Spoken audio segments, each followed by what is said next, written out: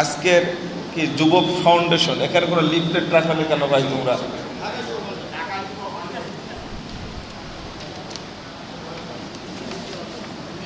ঢাকা যুব ফাউন্ডেশন, এই ফাউন্ডেশনের একটা বড় কৃতিত্ব হয়তো শুরু হলো, এরপরে সামগ্রিকভাবে যখন সকল আলেম ঐক্যবদ্ধভাবে এক মঞ্চে বসে আলোচনা করতে পারবেন, ভ্রাতৃত্ববোধের সৃষ্টি হবে, ইসলামে ওয়ালা এবং বাড়ার প্রকৃত রূপ ফুটে উঠবে, সেদিন আমরা আরো খুশি হব ইনশাআল্লাহ। আল্লাহ তুমি আমাদেরকে কবুল করো। আপনারা যারা প্রোগ্রামে এসেছেন তাদেরকে অনুরোধ করছি শান্তভাবে বসুন এবং আলোচনা বোঝার চেষ্টা করুন, অন্যদিকে যেন মনোযোগ না যায়। তাওহীদ সর্বাধিক গুরুত্বপূর্ণ একটা বিষয়। তাওহীদ ইসলামের সর্বাধিক সবচেয়ে গুরুত্বপূর্ণ একটি বিষয়। যে লোকটির মাঝে তাওহীদের ধারণা নাই, তাওহীদ নাই, যে তাওহীদ শূন্য, তার কোনো আমল, তার কোনো ইবাদত, তার কোনো দোয়া, কোনো প্রার্থনা আল্লাহর কাছে কবুল হবে না। তাওহীদ শূন্য, যে যার মধ্যে তাওহীদ নাই। তাওহীদ মানে একত্ব বা এককত্ব। একত্ববাদ এই ভাষাটা জাতীয়তাবাদ, ধর্মনিরপেক্ষতাবাদ, পুঁজিবাদ, ইহুদিবাদ এইগুলো বলতে যে তাওহীদের অর্থটাও করা হয়েছে একাত্মবাদ। একাত্মবাদ বলাটা ঠিক নয়, বলতে হবে কি একত্ব বা এককত্ব। আল্লাহ রাব্বুল আলামিনের জন্য যাবতীয়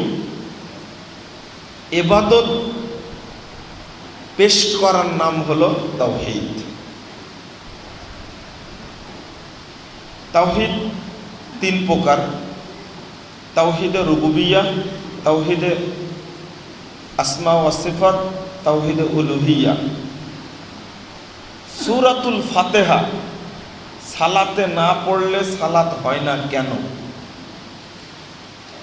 আমরা তো জানি, সহিহ বুখারীর হাদিস 756 নম্বর হাদিস, রাসূলুল্লাহ সাল্লাল্লাহু আলাইহি সাল্লাম বলছেন, লা সালাতা লিমান লাম ইয়াকরা বিফাতিহাতিল কিতাব।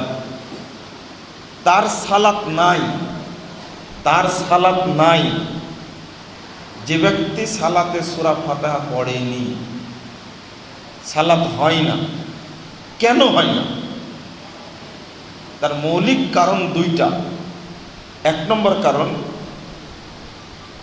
সূরা ফাতিহার প্রথম অংশটা হলো তাওহীদের স্বীকৃতি,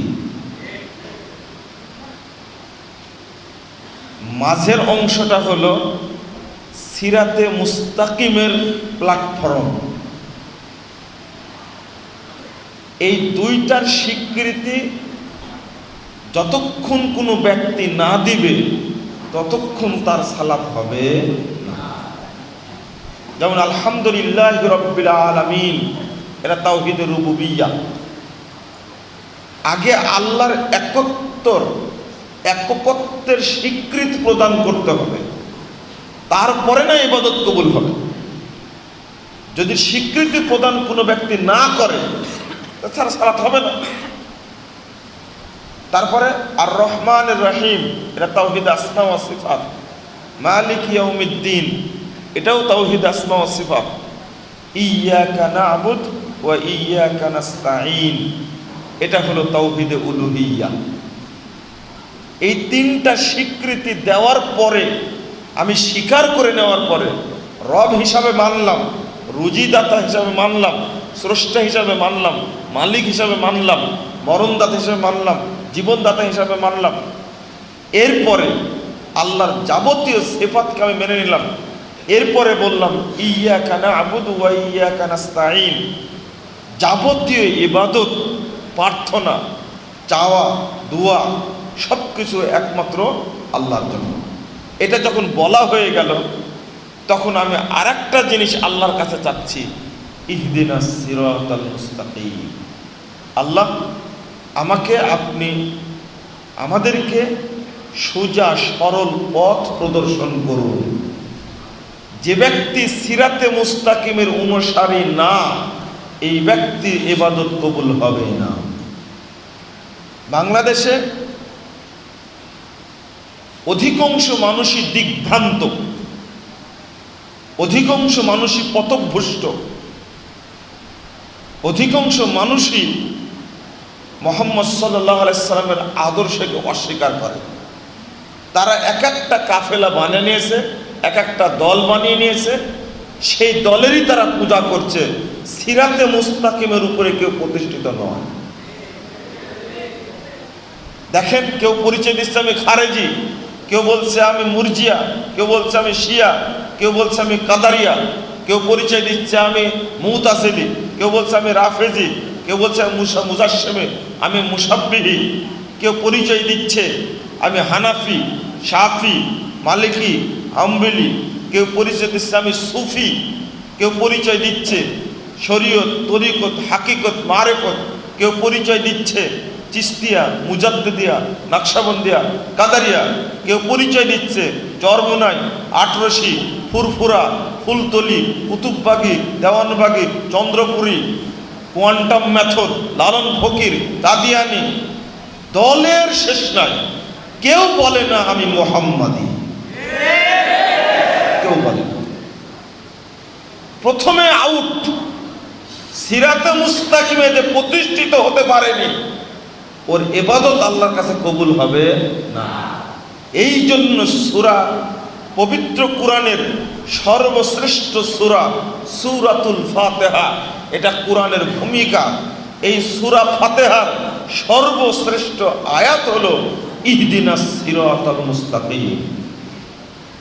সূরা ফাতিহা সালাতে না পড়ার কারণ হলো ইহুদি খ্রিস্টানদের চক্রান্ত, ষড়যন্ত্র। সূরা ফাতিহার মধ্যে এমন দুইটা শব্দ আছে, একটা হলো মাকজুব আর একটা হলো দল্লিন। মাকজুব হলো ইহুদিরা, জল্লিন হলো খ্রিস্টানরা। প্রত্যেকটা মুসলিম ব্যক্তি প্রত্যেক সালাতে, প্রত্যেক রাকাতে যখন সূরা ফাতিহা পড়ে, তখন ইহুদি খ্রিস্টানদের গায়ে দাউ দাউ করে আগুন জ্বলতে থাকে। গোটা পৃথিবীতে যত রাকাতে যত মুসলিম ব্যক্তি সূরা ফাতিহা পড়ে, সেই আল্লাহর কাছে প্রার্থনা করে, আল্লাহ তুমি ইহুদিদের উপরে গজব বর্ষণ করো, খ্রিস্টানদের উপরে গজব বর্ষণ করো। এটা ইহুদি খ্রিস্টানরা মেনে নেবে কোনোদিন? কোনোদিন মেনে নেবে না।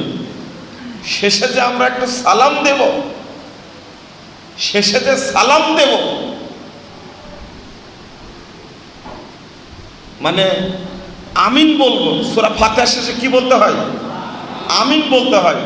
আমি কেরাত করলাম সশব্দে, স্বীকৃতি দিচ্ছে নিঃশব্দে।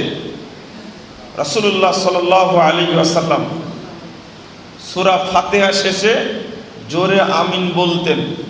আবু দাউদের হাদিস রফা বিহা সাউতাহু, তিরমিজির হাদিস মাদ্দা বিহা সাউতাহু, আমিনের আওয়াজ জোরে হতো। ইবনু মাজার 61 পৃষ্ঠার হাদিস, মুহাম্মদ সাল্লাল্লাহু আলাইহি ওয়াসাল্লাম বলছেন, ইহুদিরা সবচেয়ে বেশি হিংসা করে যখন মুসলিমরা আমিন বলে। এই কথা ওরা সহ্য করতে পারে না। মুসলিমরা পথ পাবে আর তারা পথভ্রষ্ট হয়েছে, এটা খ্রিস্টানরা মনে করে।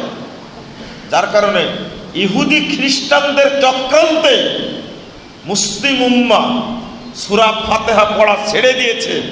এক। দুই নম্বর, ইহুদি খ্রিস্টানদের পাঁচাটা গোলাম যারা দালাল, এই দালাল শ্রেণীর মানুষ কিছু জাল হাদিস তৈরি করেছে। এই জাল হাদিস তৈরি করার মাধ্যমে ইমামের পিছনে সূরা ফাতিহা পড়ার এই সুন্নাতকে, এই ফরজ ইবাদতকে বন্ধ করে দিয়েছে। এক একটা হাদিস বললে আশ্চর্য হবেন আপনি। একটা হাদিস তৈরি করেছে যে ইমামের পিছনে সূরা ফাতিহা পড়ে তার মুখে মাটি মারো। যে ইমামের পিছনে কেরাত পড়ে তার মুখে আগুন মারো, যে ইমামের পিছনে কেরাত পড়ে তার মুখে পাথর মারো। এতগুলো মারার পরেও তাও তৃপ্তি মিটেনি। আর একটা হাদিস আসছে, যে ব্যক্তি ইমামের পিছনে সূরা ফাতিহা পড়ে তার মুখে মদের বোতল মারো। আচ্ছা বলেন তো, হাদিসগুলো শুনে কি মনে হচ্ছে কোনো মুসলমানের বাচ্চা তৈরি করেছে? এইগুলো আপনি পাবেন মুসান্নাফ আব্দুর রাজ্জাক নামে একটা গ্রন্থ। অধিকাংশ হাদিসই জাল তৈরি। 2831, 32, 33, 34, 35 নম্বর হাদিস। তো এই হাদিসগুলো কোনো মুসলমানের বাচ্চা তৈরি করেছে এটা মনে হয় না।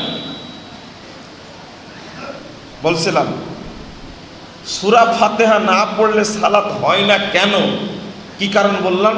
তাওহীদের স্বীকৃতি দেয়নি।